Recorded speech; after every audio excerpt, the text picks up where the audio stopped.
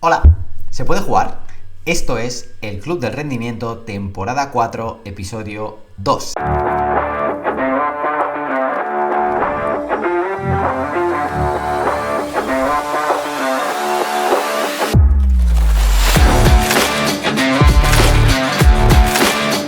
Hoy tenemos a Adriana Sintes y es una invitada que me hacía mucha ilusión traer porque, como ya le pregunto desde el inicio, es una persona que aparentemente tiene ese éxito profesional con su estudio de pilates, con sus otros proyectos, siendo embajadora de una gran marca como es Oisho, pero lo que la gente podría intuir de ella o cómo ha llegado hasta allí o qué es al final lo que persigue y cómo se enfoca, creo que no lo adivinaríais, porque tiene una forma de pensar bastante particular que me gusta mucho y que quería su enfoque traerlo al podcast más allá de lo que hace, porque creo que es muy inspirador y que puede servirnos a los demás para todo lo que hacemos.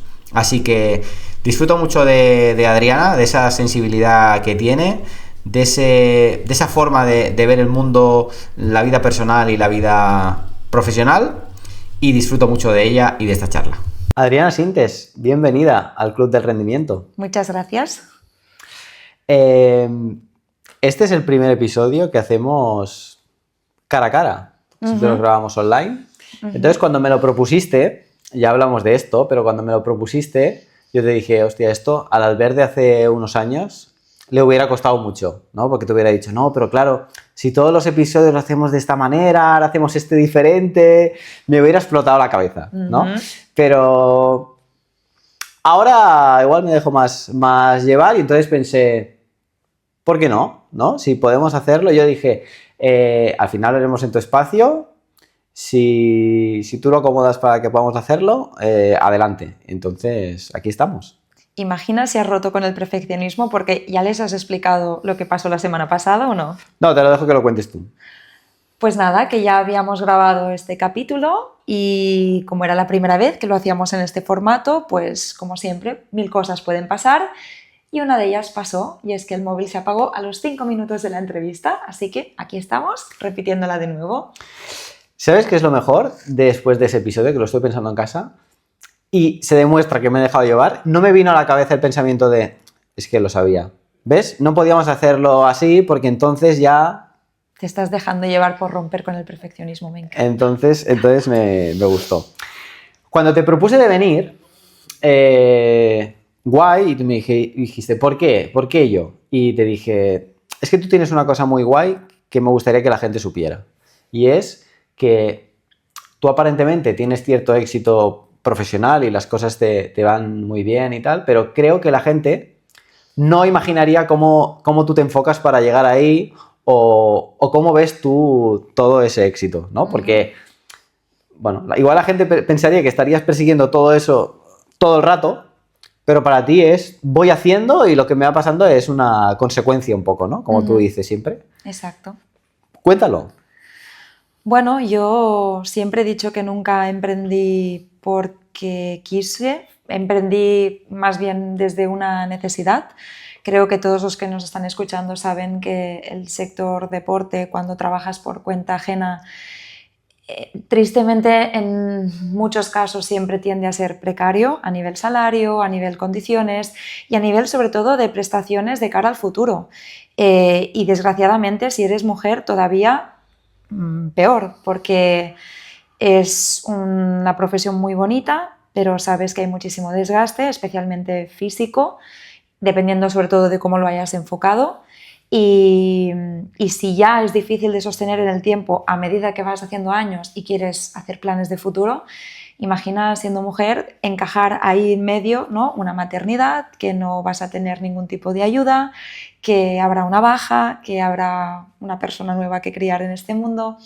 Entonces, bueno, yo llevaba muchísimo tiempo trabajando por cuenta ajena y me di cuenta de eso, que básicamente si me quería seguir dedicando a esto, yo que vengo de una familia muy humilde, que no hay un colchón financiero y que mi sustento soy yo, por así decir, tenía que cambiar el cómo hacía las cosas. No hacía falta cambiar el qué, pero el cómo sí.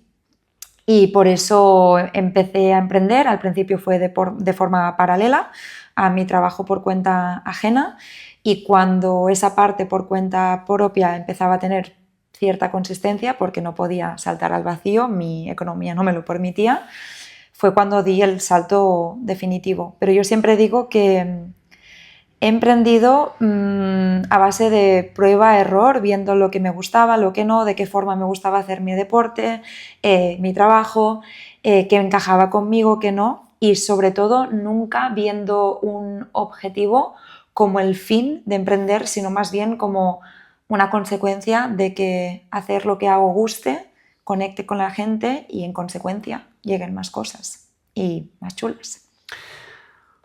¿Cómo has ido descubriendo eso que contabas de lo que me gusta, lo que no me gusta, por aquí sí, por ahí no, más allá de exponerte a que pasen cosas? Porque creo que hay mucha gente que a veces le cuesta también eso, ¿no? El saber qué hacer o por dónde tirar o si me interesaría más esto, y a veces tampoco puedes abrir todas las puertas para saber si te gustan. Entonces, ¿cómo lo has ido descubriendo tú eso? Yo creo que esto ha ido muy ligado también a mi forma de ser y evidentemente cambia con todos los tipos de persona. Yo siempre he sido una persona que me ha costado muchísimo pedir las cosas. Eso también es una desventaja porque también me cuesta mucho pedir ayuda. Es como que si no lo necesito ya porque estoy al límite, nunca pido nada. Entonces siempre me ha gustado en todos los aspectos ser bastante prudente.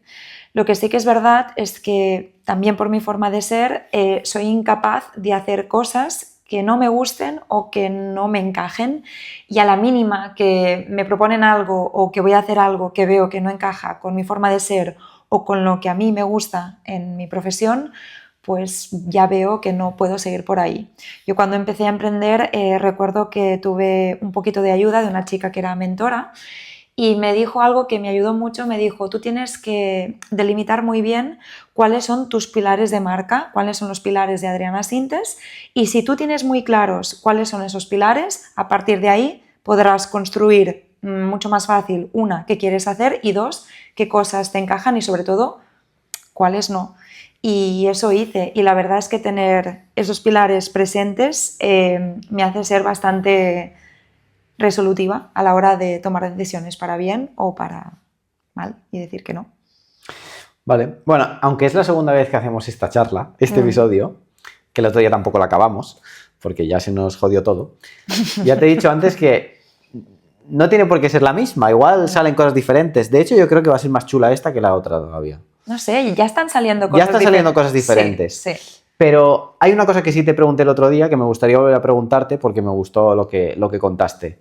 Cuando hablamos de esto y te pregunté ese éxito profesional que tú tampoco habías estado persiguiendo y que había sido un poco una consecuencia, claro, a veces desde fuera, pues Adriana, que tiene su propio estudio aquí tan chulo en el que estamos, embajadora de Oisho, ha hecho esto con estas marcas, hace estos proyectos, va a estos sitios, monta su propio retiro, y te dice que ella no ha buscado nada de todo esto.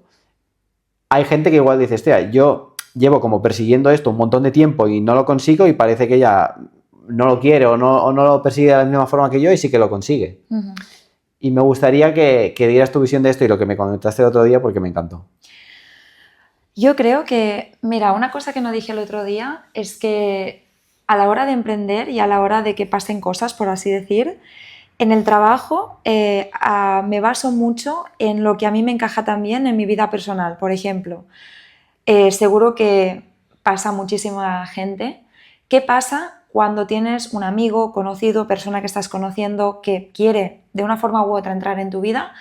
¿Qué pasa cuando lo hace de forma incisiva? Te insiste, te presiona, no te respeta tus espacios, no deja que las cosas se construyan, cuando quiere acelerar, ¿no?, los procesos. ¿Qué pasa? La mayoría de nosotros nos agobiamos.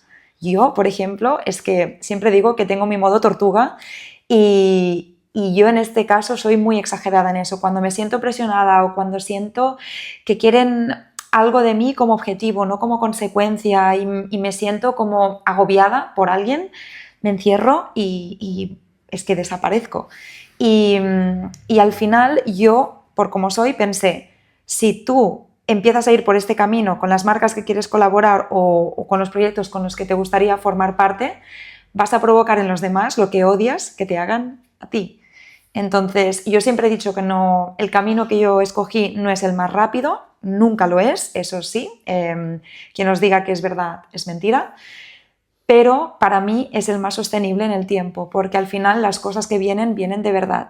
Y yo siempre lo digo y en eso estoy muy tranquila, nunca he picado ninguna puerta, nunca he llamado a ninguna marca para colaborar conmigo, he preferido hacer mi trabajo de la mejor forma que sé, comunicando como soy yo y siendo fiel a mí misma, y a partir de ahí quienes conecten conmigo, sean marcas, proyectos, personas o lo que sea, pues muy probablemente sea mucho más consistente en el tiempo que las cosas que aparecen por insistencia o porque es un one shot o porque al final se cansan de ti y dicen, bueno, va, como, ¿no?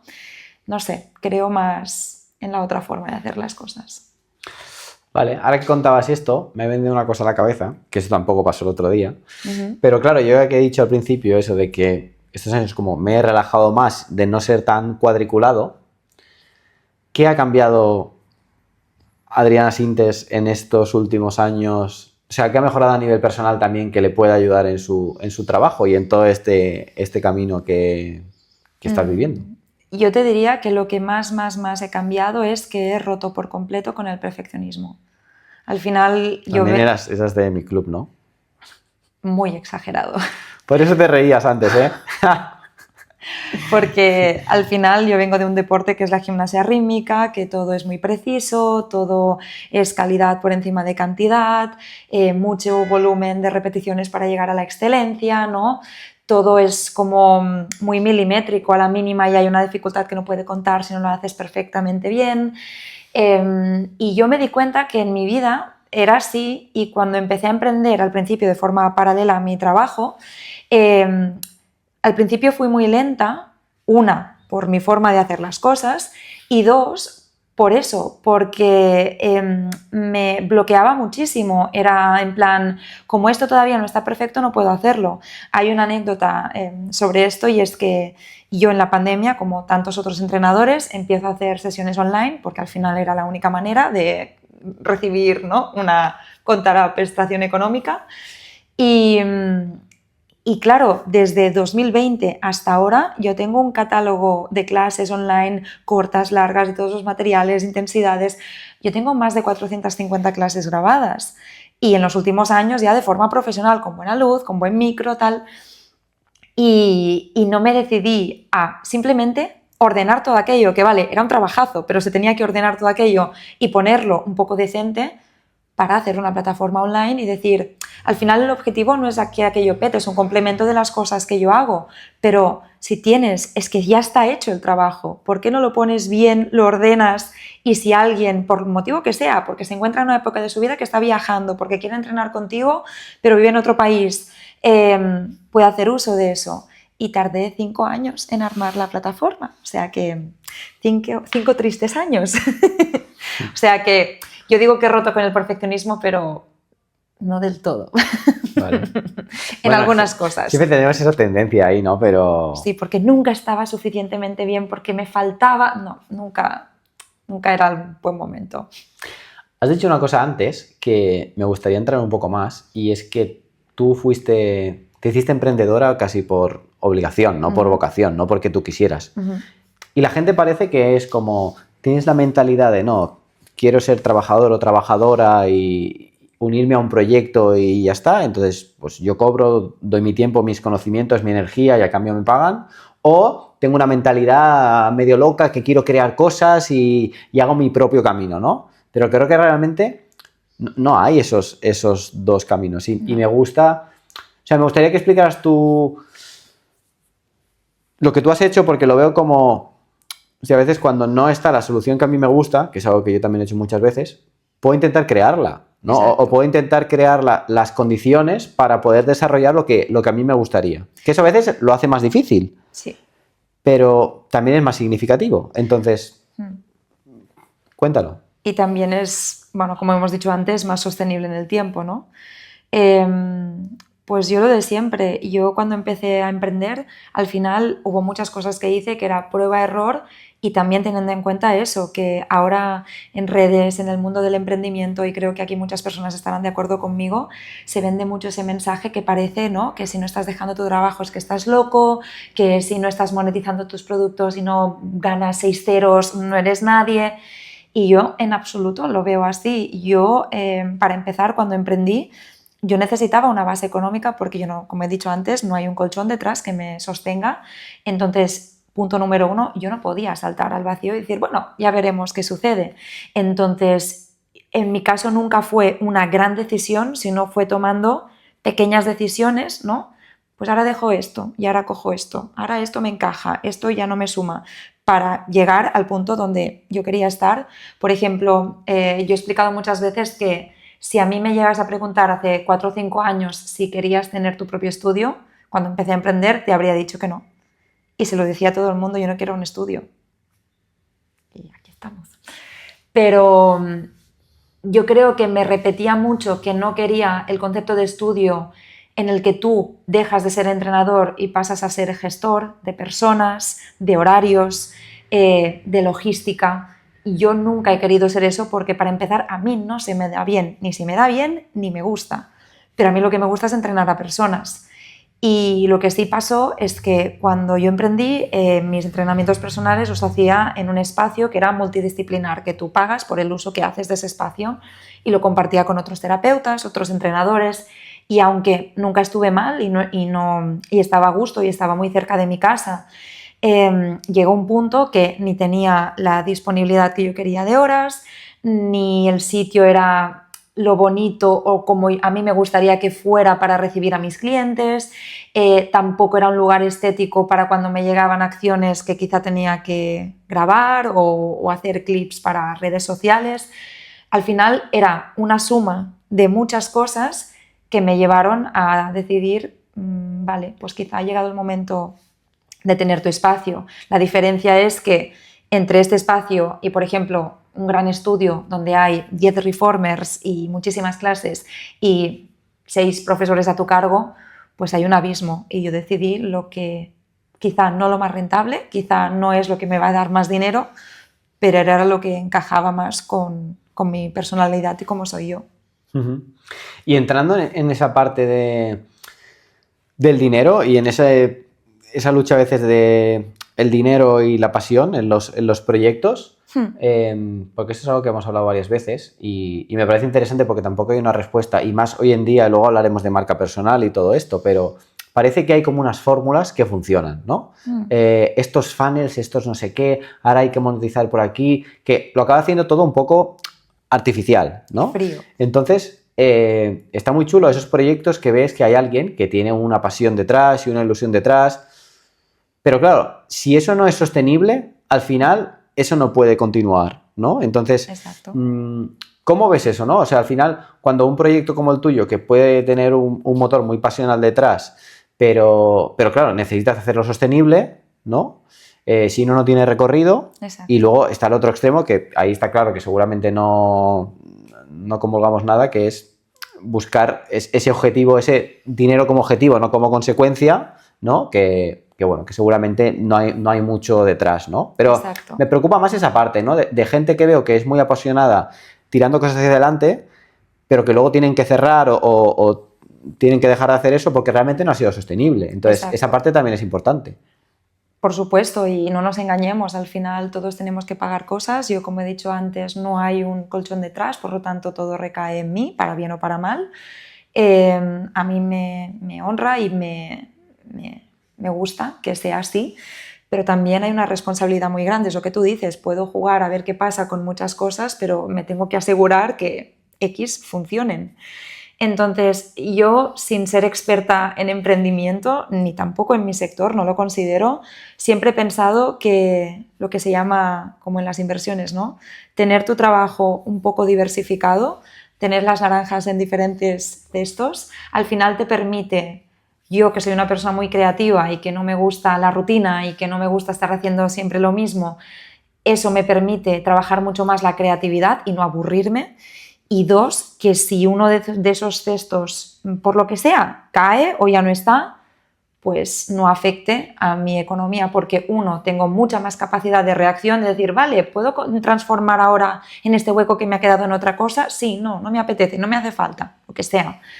Y dos, que si uno de los proyectos cae o no funciona o lo que sea, que no afecte a tu economía, que claro, al final te tiene que sostener. Por ejemplo, sin ir más lejos, yo el año pasado, uno de todos los proyectos que tenía es que tenía una sección fija cada 2 semanas en televisión, y no era una sección ultra bien pagada, es más el tema de, ¿no?, lo que conlleva salir en la tele, visibilidad, que a la gente eso le gusta. A mí me compensaba por muchos motivos. Sinceramente, el tema visibilidad era el que menos me importaba. Me gustaba mucho salir porque una de las copresentadoras es muy buena amiga mía, y para mí era como, bueno, cada 2 semanas nos vemos y hacemos algo juntas, y era muy divertido. Pero ya me dejaron claro desde el principio que probablemente estas secciones con colaboradores rara vez se alargan muchos años. Me dijeron, esto va a ser seguramente media temporada, de enero creo que fue hasta julio. Es probable que ahora hagas esta sección en este programa, luego pase un año, no te digan nada y luego...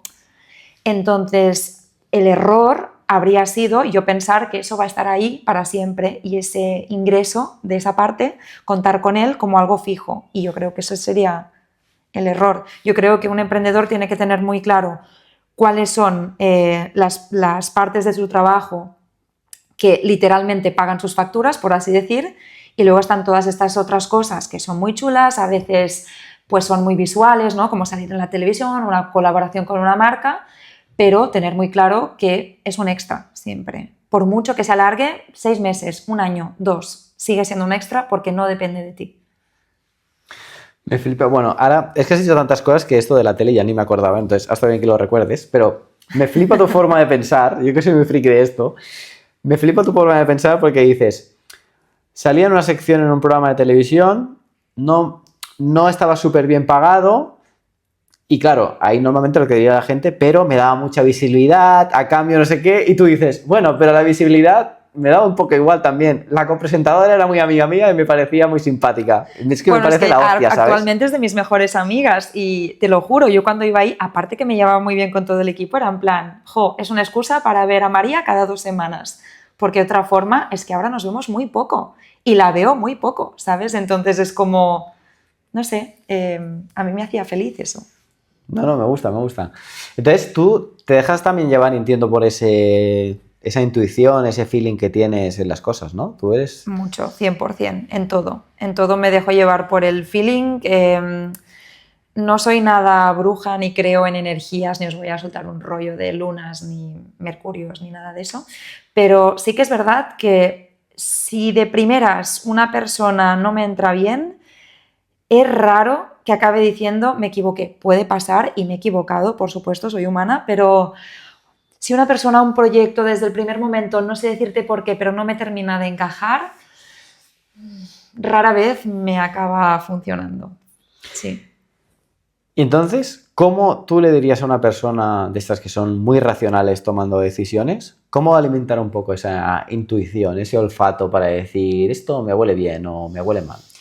Mira, para mí hay una red flag que es muy, muy, muy significativa, y me pasa con personas, me pasa con proyectos, y me pasa sobre todo en redes, con personas que digo, ya no me gusta lo que comunica. Las personas que te quieren despertar emociones de una forma forzada, para bien o para mal. Si todo es muy exagerado, para positivo o para negativo, desconfía. No. Vale. Sí. No, me gusta. Mira, y esto, ahora podemos entrar ya al tema este de la marca personal, ¿no? Claro, también, ahora, hoy en día parece que si no tienes marca personal eres medio tonto, tampoco será así, digo yo, pero está claro que es un valor y que tenemos ciertos recursos para que, bueno, hay estímulos por todos lados y es más fácil igual conectarse a una persona, ¿no?, que a una empresa o a otra cosa. Pero me gustaría saber eso, cómo has desarrollado tu marca personal con un estilo tan propio, seguramente muchas veces no siguiendo lo que se supone que tienes que hacer. No. Y yo lo que también estoy experimentando es que cuanto más natural, o sea, viéndolo en otra gente y conmigo mismo, ¿no? Cuanto más natural y más vulnerable se muestra a alguien, más fácil también es conectar con esa persona, ¿no? Sí, más auténtico al final. Seguro que lo que estoy diciendo a nadie le debe resultar extraño cuando, pues eso, ¿no? Ves a una persona que por lo que sea te gusta, o una marca, y yo qué sé, que ahora se tiende mucho a eso. En redes ves que para venderte algo, para explicarte algo, sobreactúan, ¿no? O todo siempre es lo mejor, el mejor sitio, no hace falta que todo sea lo mejor. Puedes decir, pues estaba muy bueno, pero no hace falta que siempre sea el mejor plato. Y no pasa nada por ser honesto, y no pasa nada por decir, he ido aquí y tampoco me ha gustado tanto, o pues hoy estoy cansada, o no sé, humanizarnos un poco más. Creo que para mí me urge ver lo humano de los proyectos. El problema no es para mí si enseñas más o menos, si haces más cosas o menos, sino que la gente entienda como que detrás hay una persona real, que real tiene muchas connotaciones. Seguro que tú estás de acuerdo conmigo cuando, por ponerte un ejemplo de esto, cuando hubo todo el movimiento de body positive, que obviamente estoy 100% a favor y que no hay que cosificar a las personas por su imagen ni por su cuerpo, pero sí que es verdad que escuchaba, yo quizá a mí me afectaba por la otra parte, siempre he sido una persona de constitución delgada,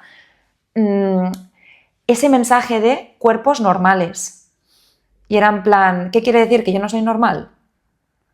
Yo no hago nada sobreforzado ni sobreactuado para tener este cuerpo. Soy una persona que se dedica en el mundo del deporte, ¿no? Y me acuerdo mucho que a mí me afectaba eso, ese mensaje de cuerpos normales. Y pasó justo cuando empecé a trabajar para Oisho y hacíamos campañas de publicidad. Claro, ellos trabajan con gente que hace deporte.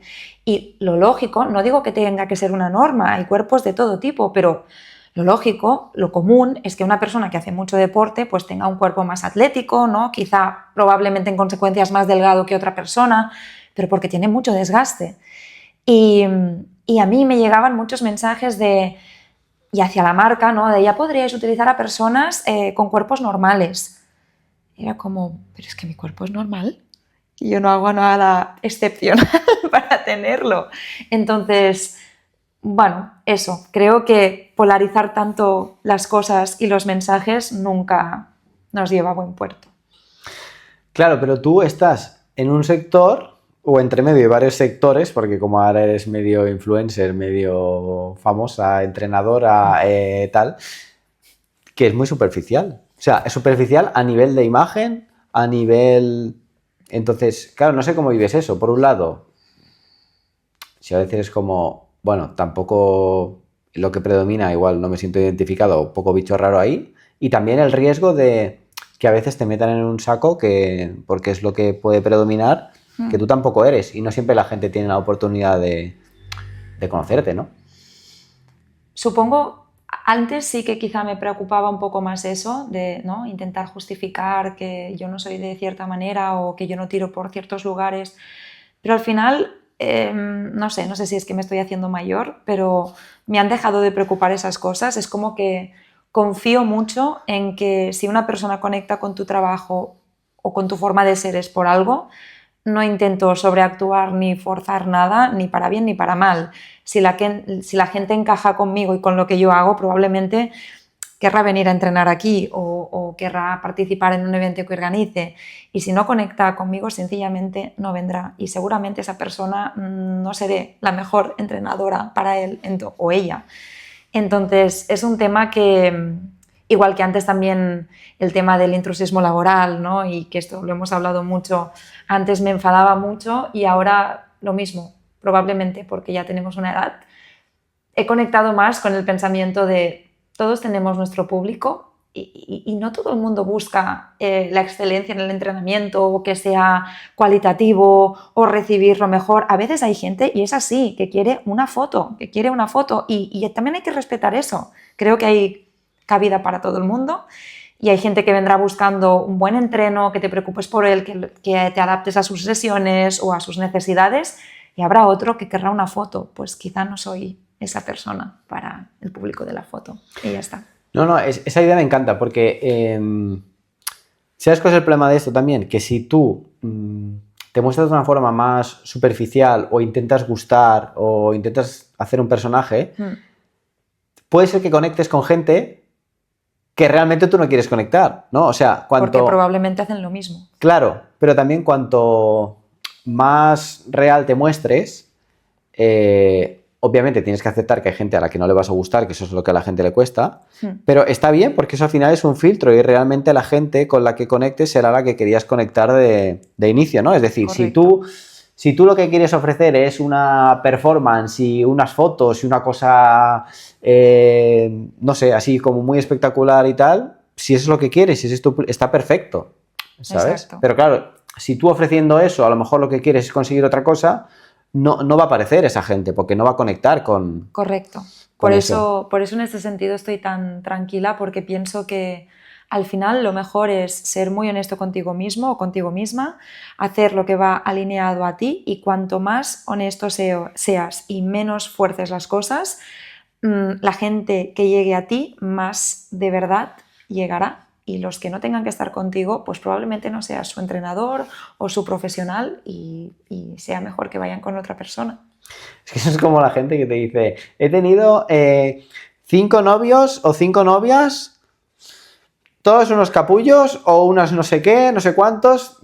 Bueno, no sé, no voy a decir nada, pero los has elegido todos tú, ¿sabes? Y tienen el mismo perfil y el mismo patrón, entonces, no sé, igual tienes algo que ver. Exacto, pero 100%, sí, sí. Pues un poco eso. Entonces, en la marca personal, ahora mismo, no cómo hayas llegado hasta aquí, sino ahora en tu día a día, ¿cómo lo gestionas? O sea, ¿cómo equilibras tu trabajo? Vale, ahora esto lo voy a mostrar, a esto me lo han pedido, esto no me lo han pedido, pero me gustaría mostrar esta sesión, o me gustaría compartir esto. Tú a veces también compartes un poco muy lifestyle, ¿no? ¿Te gusta así compartir cosas que haces que son bastante Adriana Sintas? Que eso está muy bien. Sí. ¿Cómo lo haces? Lo que te decía antes, esos pilares que definimos con esa persona que me ayudó a definir un poco mi marca personal, teniéndolos siempre muy presentes. Por ejemplo, yo tengo muy claro que no me importa mostrar un poco más de mí y de mi estilo de vida, como tú dices, y demás, siempre y cuando cumpla ciertas normas. Por ejemplo, mi vida personal yo no la enseño, en plan relaciones o mi familia. Yo decidí que prefería que no estuvieran presentes en redes. Acabo de tener un sobrino que tiene ahora mismo 8 meses, y con mi hermana lo tenemos muy claro, nunca vamos a enseñar su cara por un tema de respeto hacia él. Y lo mismo hacia mí. Creo que conservar una parte de tu intimidad siempre es una buena idea. No hace falta explicarlo todo. Puedes conectar muchísimo con las personas sin explicarles pues que hoy te ha dejado tu novio, o yo qué sé, ¿sabes? O que te has liado con alguien porque te has salido de fiesta, lo que sea. No sé, creo que no vale todo y no es necesario. Y lo que te decía, intento tener como muy presentes esos pilares de, a rasgos generales, si cumple con los pilares de mi marca, que sería, al final es deporte, un estilo de vida saludable. También me gusta mucho conectar con la diversión, no me gusta hacer cosas aburridas ni muy puestas, me gusta ser espontánea. La naturaleza, Menorca, siempre intento que esté muy presente porque es mi casa y es lo que más me gusta. Y sobre todo pienso si lo que voy a decir o lo que voy a compartir puede resultar útil, sin sobreforzar nada. Por ejemplo, he ido a este lugar y me ha gustado mucho, sin buscar que me regalen comer allí, simplemente porque he comido súper bien y me ha gustado, y ostras, pues quizá eso a la gente le interesa, ¿no?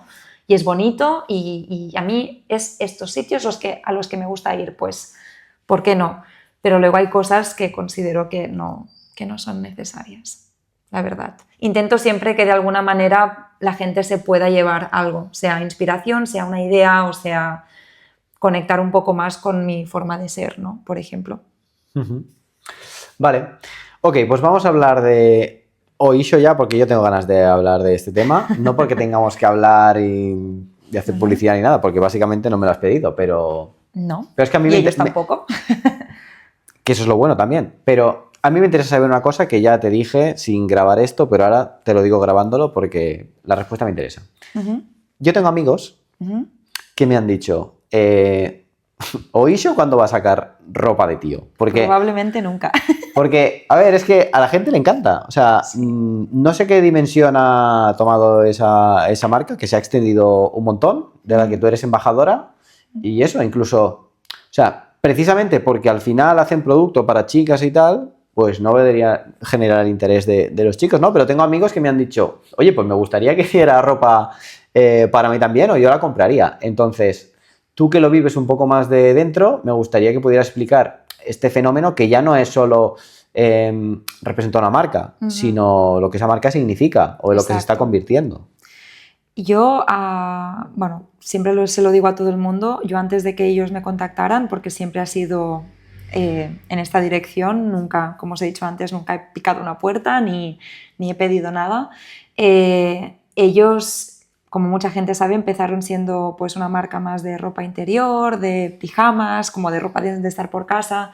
Y hace, si no me equivoco, y no lo quiero decir mal, pero hace unos 8 años, 2 personas que ahora mismo son cabezas del proyecto y casi te diría las creadoras de que Oysho a día de hoy sea lo que es, se plantaron delante de la junta directiva de Inditex y dijeron, señores, esto tiene que virar, tenemos que hacer una marca de deporte que intente unir un precio un poco más equilibrado, porque en ese momento, tú lo sabes, o tenías cosas más sencillas, ¿no? En plan, ropa de deporte pues, que puedes encontrar en un Decathlon, que no es que esté bien, pero es un precio más económico. Y si ya quieres algo con un poquito más de estilo o te dedicas a ello y quieres algo como un look un poco más profesional, estamos hablando de marcas que quizá unas mallas deportivas te cuestan a partir de 100 euros, 80 para arriba. Claro, yo me acuerdo que en ese momento, hace 8 años, en mi cajón quizá tenía 2 mallas y las iba lavando porque costaban mucho dinero, bueno, y cuestan mucho dinero. Ellos intentaron encontrar este equilibrio entre precio razonable, muy buena calidad, un buen diseño y sobre todo crear comunidad alrededor de la marca, que creo que para mí ese es el punto clave, y han conseguido que sea lo que es a día de hoy. Y yo llevo 5 años trabajando con ellos. Al principio me contactaron para cositas puntuales, pues para una grabación para la app, para una campaña de publicidad, y supongo como en todas las empresas, si les gustas, pues te van llamando ya para más cosas. Y ahora, hace poquito, por tercera vez, volvimos a renovar como embajadora, que básicamente es que estoy con ellos en exclusiva como marca deportiva. Y yo siempre digo que, porque a veces me han hecho la pregunta, ¿no? de si es un acuerdo que me tiene como muy... ¿ligada o atada? Sí, iba a decir esclavizada, pero no me gusta esa palabra. ¿Atada? Sí, más atada, ¿no? A estar tan atada a un proyecto. Pero es que yo siempre respondo lo mismo, es que para mí tiene sentido. Ahora mismo en el mercado no hay ninguna marca deportiva que a mí, en general, me represente tanto. Estoy muy a gusto con todo el equipo, me siento valorada, me gusta muchísimo el producto, me gustan muchísimo las acciones que se están haciendo. Entonces, a día de hoy, para mí, tiene mucho sentido que esté con ellos y ojalá que dure mucho tiempo más. Y una cosa que me contaste y que yo no sabía era que priorizan mucho a la hora de fichar estos embajadores y embajadoras, gente que realmente sea profesional del sector, sí, que esté titulada, sí, que tenga pues, ese bagaje detrás. ¿Puedes explicar esto? Que me pareció muy... Bueno, eso fue, de hecho, una de las cosas que a mí más me enamoró del proyecto de embajadores, que al final era eso. Ya sabéis que al final estamos en el mundo, por mucho que sea deporte, también es imagen, y Oysho no deja de ser moda, pertenece al mundo, al grupo Inditex, y nos guste o no, hay una parte muy importante en ese grupo que es moda, y es así, y no va a cambiar. Entonces, me gustó mucho que desde el principio, tanto para los shootings de e-commerce, que son las fotos que salen en la web de producto, quizá las fotos estáticas sí que tiran más de modelos porque estamos hablando de posiciones, ¿no? Que una persona tiene que saber cómo estar para que la chaqueta se vea bien, pero en todo lo que son posiciones dinámicas, si tú entras en su web, si hay producto de pádel, verás a chicas que son profesionales del pádel. Si ves un producto de yoga, todas las fotos que son dinámicas, de movimiento, habrá alguien ejecutando un movimiento correcto en yoga.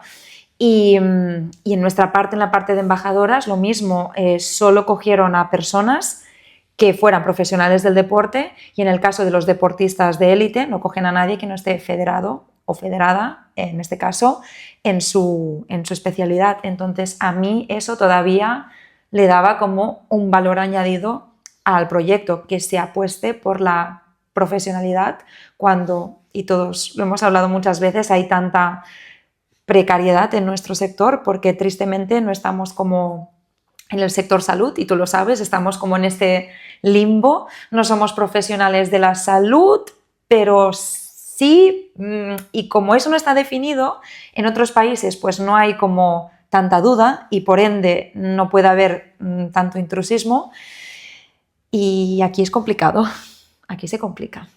Ya. Sí. Y claro, ahora en este momento que lo estás petando, pero que Tampoco casi tanto. todo para ti, bueno, tú déjame decirlo, que casi todo para ti es más una consecuencia que un objetivo.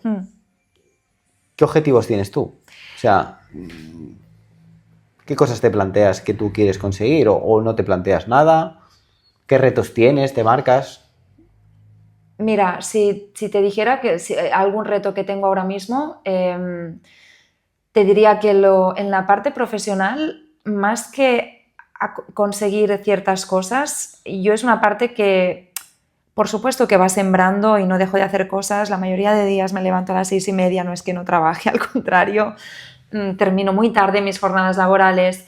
Yo soy muy a favor, o estoy muy a favor de ir sembrando poco a poco para que todo aquello pueda florecer de alguna forma. Digamos que a nivel de retos personales me gusta mucho que la vida me sorprenda, por así decir, pero también me gusta mucho esa frase de que la vida te encuentre preparado. O sea, tampoco lo dejo al azar ni a la improvisación. Claro que me preocupo de seguir formada, de seguir ofreciendo calidad, de que las cosas que haga o los proyectos que acepta tengan un sentido, y creo que si sigo siendo coherente en todo, en consecuencia, las cosas que puedan llegar van a ser igual de coherentes. Pero sí que te diría que una de las cosas que yo siento que me falta ahora mismo en mi día a día es encontrar un poco el equilibrio entre la parte profesional y la parte personal, y empezar a aprender a delegar, porque eso me cuesta mucho. Me cuesta mucho, a día de hoy lo hago todo yo, desde dar una clase, desde limpiar los cristales de este estudio, a contestar un correo si lleva una propuesta, hacer una factura, absolutamente todo. Y no es sostenible. No es sostenible porque básicamente acabas invirtiendo todas las horas del día en que tu negocio camine, y no puede ser, porque al final hay pilares muy importantes que se van quedando por el camino, y puedes hacerlo durante un tiempo, obvio, porque todavía no tienes un pulmón económico que te permita esa ayuda, pero yo creo que poco a poco, en la medida que pueda, intentaré empezar a delegar un poco. No, está súper chulo que digas esto porque al final creo que es una situación muy habitual, ¿no? Entonces, me parece interesante. Y ya te quería preguntar, lo has dicho un poco, pero entrar de forma más intencionada, lo que hay detrás de estos dos proyectos que hacen el podcast, que son pues BTA y BTM, ¿no? Y asesorar a deportistas profesionales y el mundo de la empresa. Hay un triángulo que son como tres pilares fundamentales en los que yo siempre me enfoco, que son pues, el rendimiento, el talento y la estrategia. Y me gustaría saber cómo tú equilibras ese triángulo en ti, ¿no? Para sacar provecho a nivel de rendimiento, pero también para intentar cuidarte, ¿no? Como decías que a veces te cuesta. Entonces, en tu caso, pues entiendo el rendimiento, que es pues llevar adelante todo lo que haces, el talento es con lo que mejor se te da, ¿no? Y la estrategia, pues las decisiones que tienes que ir tomando, porque tampoco entiendo que lo puedes hacer todo ni todo a la vez. No. Entonces, ¿cómo equilibras esas tres ideas? Pues te diría que ahora mismo mi foco está puesto más en la estrategia, no ni para crecer más ni para ser más famosa. Y yo ya lo he repetido muchas veces en este capítulo, que dejo que sea eso más consecuencia de intentar hacer las cosas lo mejor posible, pero sí estrategia para intentar equilibrar un poquito más como todas las partes de mi vida. Me gusta a mí verla como los quesitos del juego de Trivial, y considero que el quesito tiempo libre, quesito familia, quesito vida privada, hay mucho margen de mejora todavía. Y más si a la larga pues quiero llevar a cabo otros proyectos personales, por ejemplo, como ser madre. Es algo que a corto no me planteo, pero tampoco se puede alargar mucho. Y si me lo planteara ahora mismo, realmente no es compatible con todo lo que yo estoy haciendo ahora mismo. Entonces no es que esté ni bien ni mal, simplemente que habrá que tomar decisiones si quieres que aquello ocurra. pero tampoco te diría que es lo más urgente. A día de hoy no siento como la necesidad de cubrir esa parte. Tengo un sobrino y me siento como mi parte cuidadora está cubierta en estos momentos.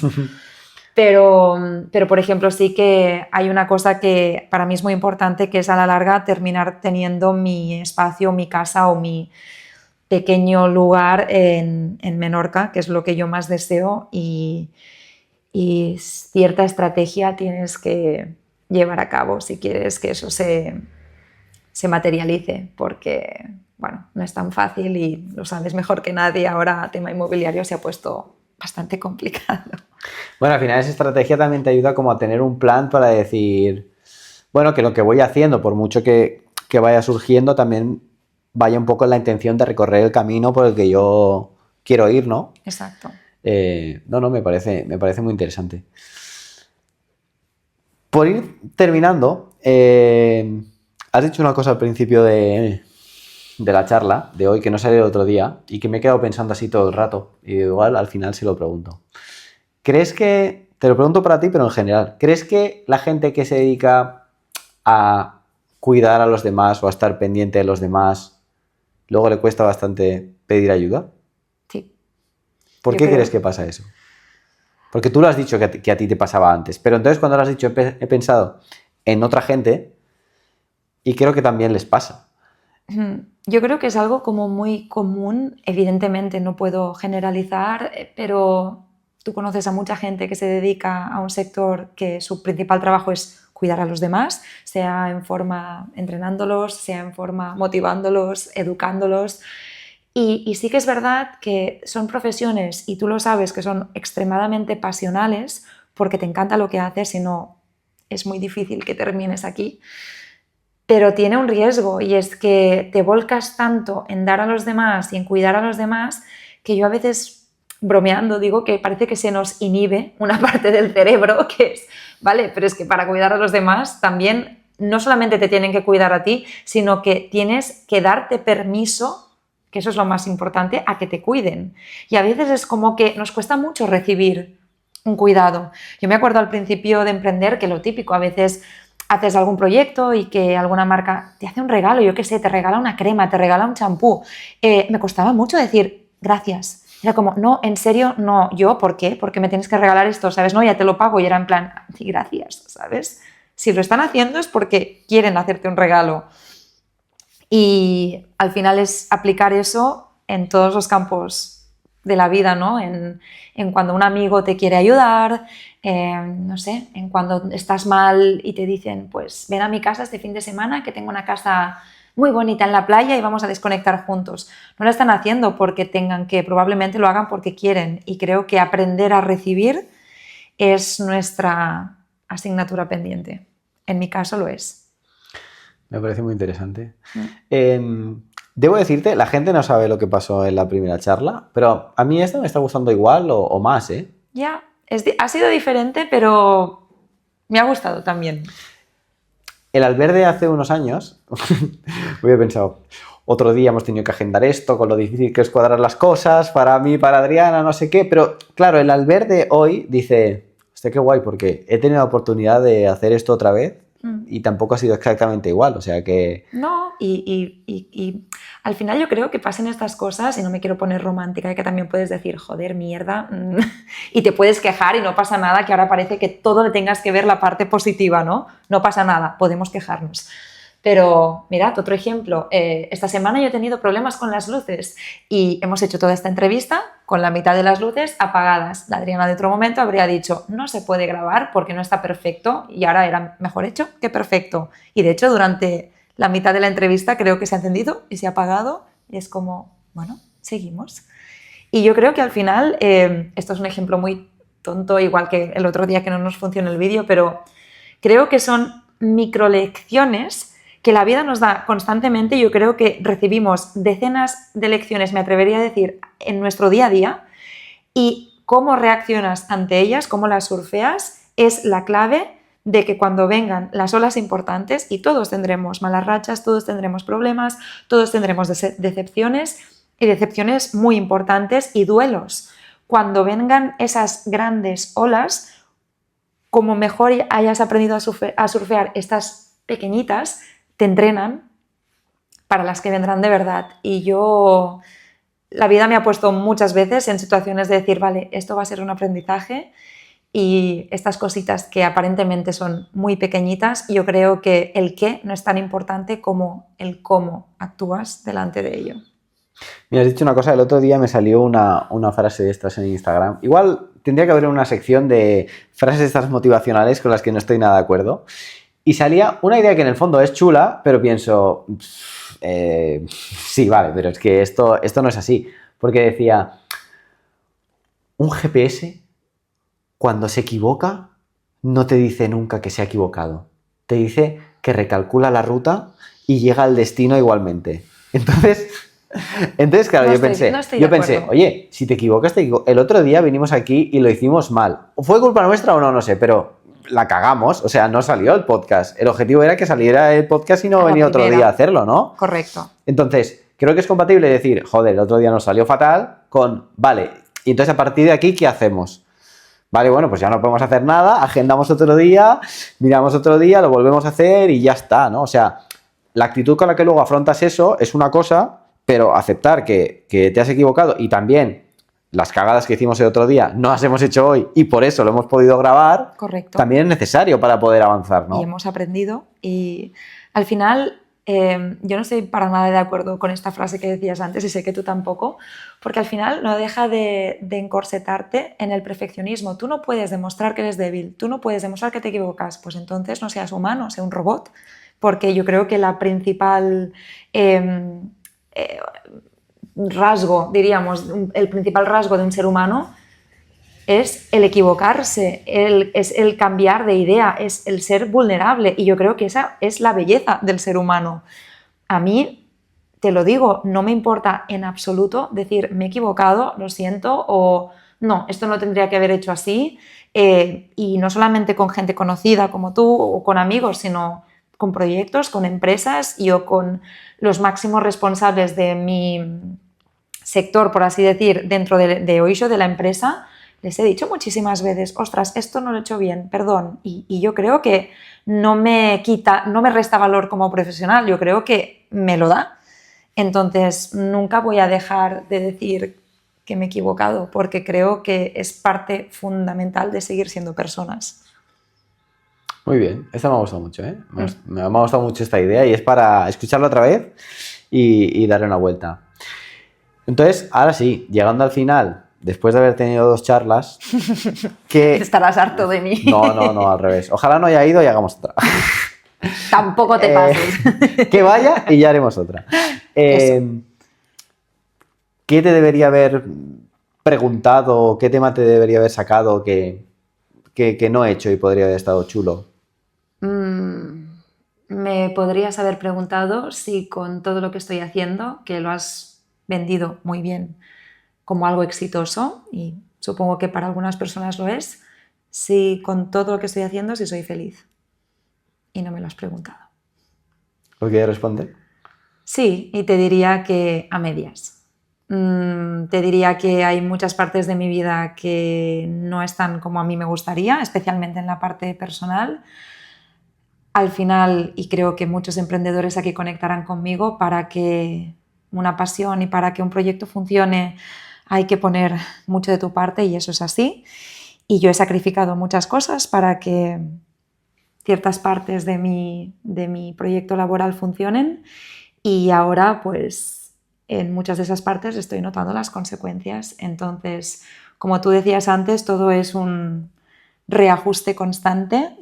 Yo creo que nunca es tomar un camino y que sea ese camino hasta el final, sino que debes permitirte como parar, reajustar, decir, bueno, vamos a mirar lo que estamos haciendo. ¿Esto me sigue encajando? Sí. Esto, ostras, esto antes me gustaba mucho y ahora ya no me llena tanto. ¿Por qué? Ostras, esto me da mucho dinero, pero ¿realmente me hace feliz? No.